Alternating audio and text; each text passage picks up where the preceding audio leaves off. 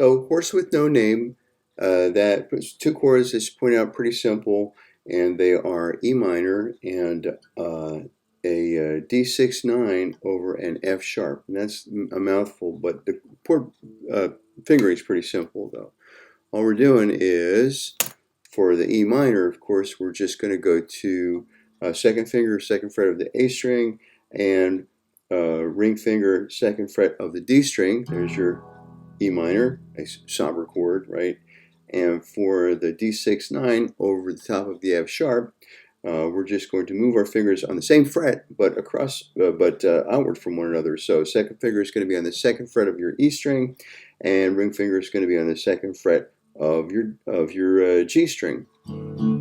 And so really the only tricky part about this whole thing is the strumming pattern, because the strumming pattern it repeats, but the strumming pattern changes across two measures. So the first measure, you count 1 and 2 and 3 and 4, right? And that's on the E minor, and that sounds like this. Down, down, up, down, right? So down, down, up, down. And then you change your chord to the D6/9 over the F sharp. And again, it's a mouthful, so I'm just going to say the D chord from here on out. And that one strums like this. Down, up, up. And at the second one, the trick really to the whole thing here is to give enough time for that second measure to finish before you move back to your E minor and repeat.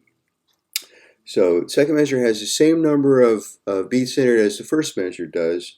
The last note kind of rings out, though. So that last second measure would count 1 and 2 and 3 and 4, and then the first one, of course, 1 and 2 and 3 and 4 and 1 and 2 and 3 and 4 and 1 and 2 and 3 and 4, 1 and 2 and 3 and 4. But to make it more interesting and sound more like the song, we're going to leave some of our strums out. So for the first measure, down, down, up, down, right? And for the second measure, down, up, up. And it's the same, again, the same length, but we're leaving some strums out. We're just playing the down and the up, the first one, and then the second up, and then we're going to count and 4 and. So down, up, and 4 and down, down, up, down, up, and 4 and down, down, up, down, up, and 4 and down, down, up, down, up,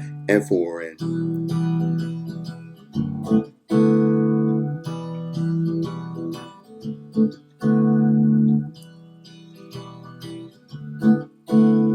You notice you can still make the strumming motion if you want to, if that helps the count. Nothing wrong with that. Just don't strum. Don't strum the unnecessary strums. So you can or you can't. You can either go.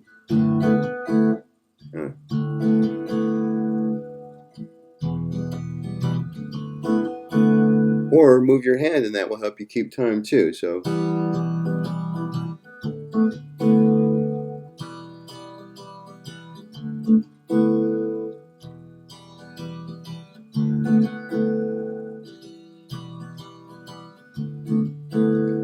And then if you wanted to play the melody is very simple for this. It's just an A, which is the second fret of your G string here. And that's your first note, and that alternates, just like the chords alternate, you're alternating the two notes between an A and a B. So, on the first part of the journey, I was looking at all the life. It's just basically your A and your B.